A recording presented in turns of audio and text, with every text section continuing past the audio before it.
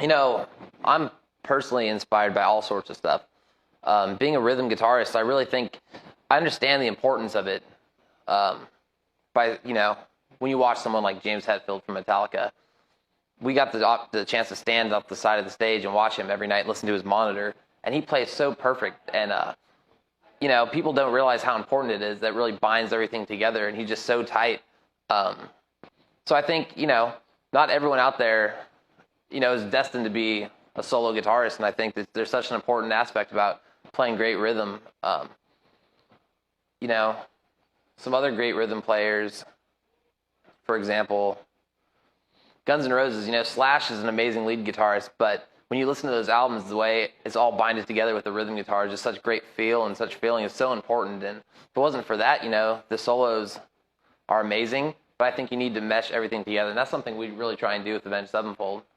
When I joined Avenged Sevenfold, I couldn't play rhythm guitar worth a shit, and so I had to practice, and it was a total different thing. And when you're used to noodling, it's hard to get that in the mindset of just getting in there, getting that kind of stuff going down. But he helped me a lot, and we both incorporated a lot of lead playing as well into our harmonies and stuff. So we kind of just mix and matched and kind of like became hybrids of each other, and so he's playing a lot of lead stuff, I'm playing a lot of rhythm stuff, and just kind of blended it together. Started listening to more of the groove, instead of just, a bunch of snobby guitar geeks and stuff. Yeah, and I think a great way to practice that is to have a drummer, preferably someone that has a good groove and that can play a decent time.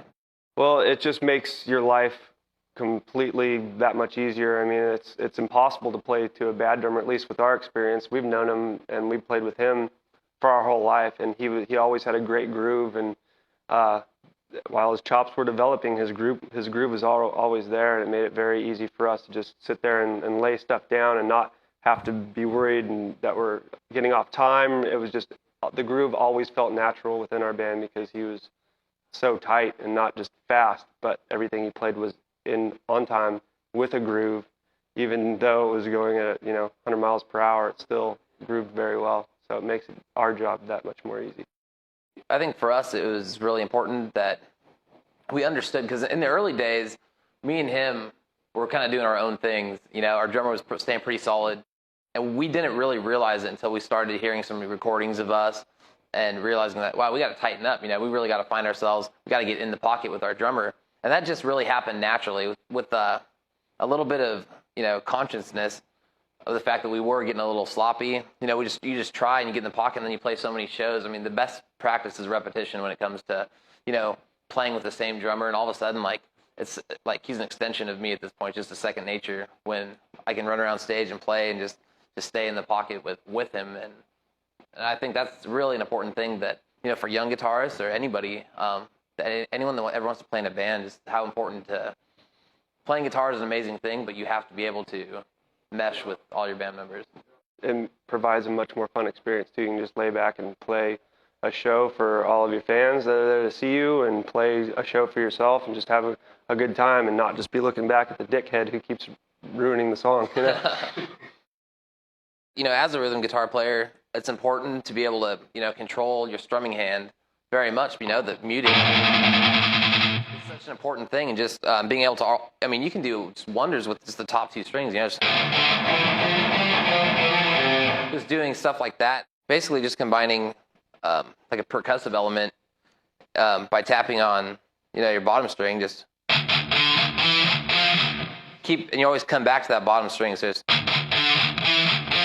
and you can do all sorts of cool stuff with that, and you get faster and faster at it, and you do. And that's really a simple thing to do for a beginning guitarist. You're only using two strings, but it's really strengthening your hand. You really want to tighten just.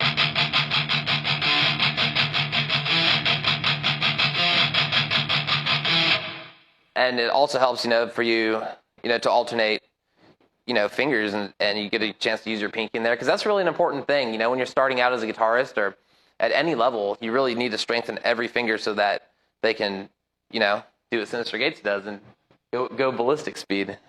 When I first picked up a guitar, I was playing to a lot of just straightforward punk rock stuff as far as rhythm goes.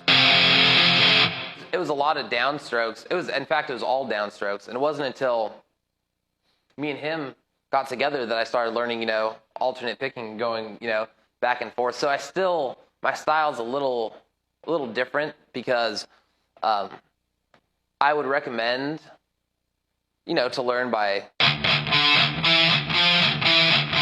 going up and down, because it'll really make your hand faster when you're moving through all the strings. For me personally, it's just kind of a habit that I haven't broken, but I try and mix it up and do alternate picking. But it's one of those things that makes me a little bit unique because I taught myself, and so I use a lot of just downstroke stuff. And by getting fast at something like that, it's helped me with like muting really fast, because it's really important to be able to mute fast. If you got to keep up with a fast drummer, if you want to just full thrash riff. And that was a riff that I'd written when I was really young. That's just me trying to go as fast as I could, and it's not until you realize you have to play it, tighten it up, and just that's the main premise of that. Just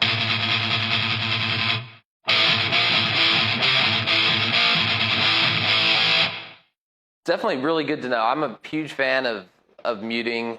It's just important. It adds such an element to making just the rhythm fit nicely with the drums, being able to just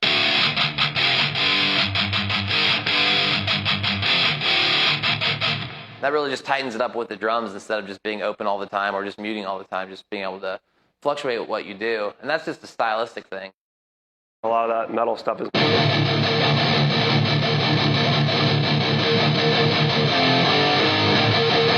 it just gives it that edge, that heaviness to it. Another great thing for practice, and it also sounds cool, is to separate everything. Play it as fast as you possibly can, but slowly it starts like this.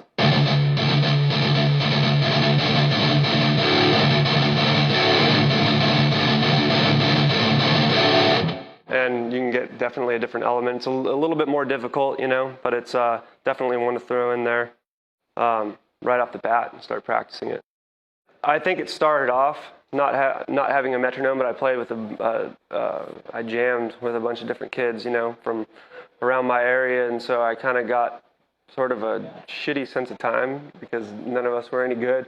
But it's always good to have a click or a metronome or whatever to use as a reference, say, once even a year. I mean, just sitting with a metronome one time will definitely get your feel a lot better, and you'll have a concept of time, and it works right away. It's not one of those things where it takes years to develop good time with a metronome. I think it's just something that you want to use as an occasion to just tighten yourself up, and just bring that perspective back. But if you can play to a metronome, and practice to a metronome, I definitely recommend it. The more metronome you have, the better your feel will be. I think another good thing, to do, if you get your chance to find a song that you like and get the tablature for it, is take a look at the tablature and really figure it out and just play along with the album, just put it in your stereo and play along to that and the bands you like, and you'll start developing characteristics of the players that you like. And you do that with enough bands, and over enough time you start developing all these great characteristics, and you kind of make it your own and gives you your own personality and style. And like what you'd said, I do think a metronome is really important. I don't even think I understood the concept of a metronome until when I was locked away rehearsing by myself and practicing, and for a couple albums ago, just really trying to strengthen up my my picking hand as well as make my fingers go faster. But you really can't go faster. If you want to learn how to play faster, you need a metronome. That way you can start at a certain speed and just inch up, 1 beat per minute, 2 beats per minute, just slightly go faster and faster. That way your fingers are staying strong and very consistent. Because if you just practice all of a sudden real fast, you can develop really sloppy tendencies that will be hard to break. So a metronome is a really good thing for if you want, fast and precision. And I'm going to add to what you said a couple of things ago. When you're learning songs or whatever, I'm a big fan of actually broadening your ear and transcribing stuff as opposed to buying like tablet. I mean, it's good if you can't figure it out. Tablature is great, but I think it's a very important thing to just try and learn those things completely by ear. And then when you think you got it, then go buy the tab book and make sure that you got it right, or change a couple of things, and then that'll develop your ear as well. Instead of always learning shit wrong, you'll know what you kind of hear. You might hear a fourth instead of a fifth in a chord, or just whatever it may be. Those things kind of correct you after you've already done the work.